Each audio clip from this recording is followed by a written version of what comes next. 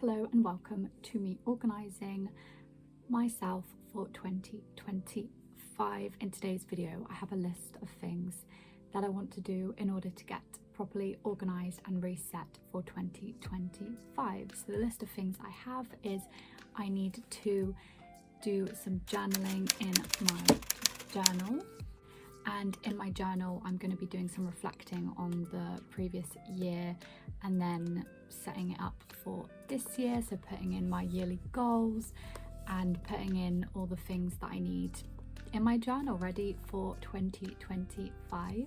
Something that I've already done is bought a new calendar. I have bought a new calendar and I've already filled it all out with all the dates that I need in there. Then I'm going to be making a physical vision board. I've never made a physical vision board before. They've always been digital, but this year I'm doing a physical one. I have all the pictures here that I've got printed out ready for the physical vision board, but I have to wait until my boyfriend gets back from work, so we're actually doing it together. So I will be doing this a bit later.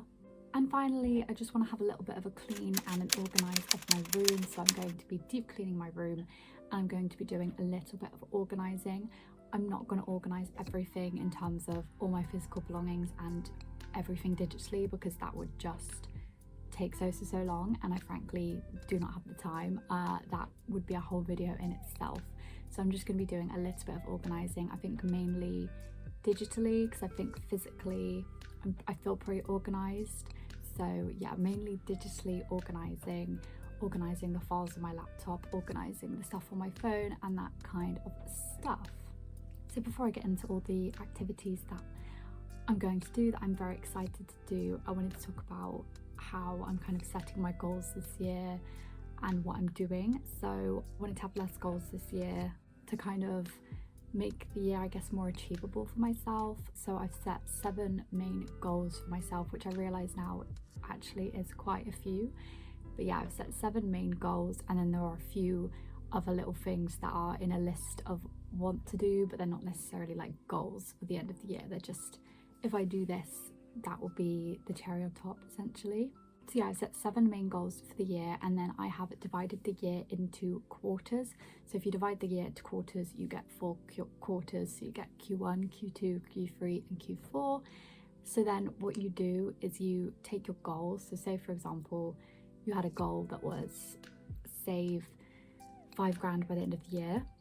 To divide it into quarters, you divide it by 4, and that will tell you how much to save every quarter, and a quarter is 3 months. So we're currently in Q1, and that is January, February and March, and you would know how much you would need to save in Q1 in order to be on track to getting your goal. But then I like to do it even further and do it by month as well. So let's say in Q1 you knew you needed to save 1,500, you could then divide that by 3 again, and then you know how much to do per month. And then you can even get even smaller, which I also like to do, and divide it by weeks. So once you have the month, you can then divide it by 4 and do it by weeks. And then you could also even go into what you need to do every day in order to achieve the week, in order to achieve the month, in order to achieve the quarter, and in order to achieve the year. And I do like to do that with all my goals. I like to go right down to it, because really when you look at it, how you achieve a yearly goal is by setting it up, splitting it into the quarter, splitting it into a month, splitting it into a week, and then making a habit and doing that habit every day. And if you do it every day for 4 weeks, for the whole quarter, by the end of the quarter you're gonna have achieved what you want to achieve. So that's how I do it. And a way that I make this fun as well is for every quarter I have a bingo card, and this is essentially just a bingo that I create that you cross off every time you get one. So I need to do mine for Q1, which will be January to February, and whenever I do one of the things, I'll cross it off, and it's just a really satisfying visual way to represent your goals and represent what you need to be doing every quarter in order to remain on track. And I also, new to this year, I think I want to do a bingo card for every month as well, because before I used to just make a little list in my notes, but honestly, did I ever look at that list again in the month? No, I just got too busy in the month or would never look at the list. So I want to make a bingo card for every month. We're currently in January, so I need to make January's. But I think I will do the monthly bingo cards will be digital. I'll probably just do them quickly on Canva because it will be quite quick. And then the quarter bingo cards will be in my journal, a bit more intricately done, take a bit more time. So that is how I'm approaching my goals this year, and that's what I'm going to take with me through my journaling and through making my vision board. But yeah, let's get on with my first task that I'm doing today, and I'm going to start with the journaling. So let's go.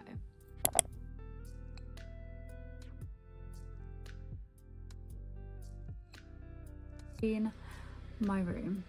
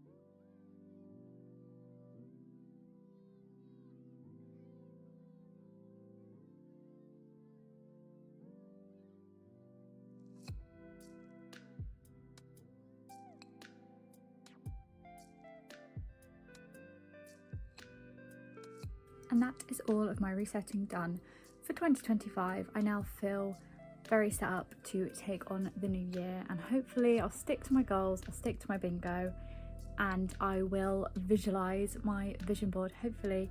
But I hope you enjoyed this video, and I hope if you did anything that I did in this video, you feel ready to conquer the new year. But that is all from me. Bye.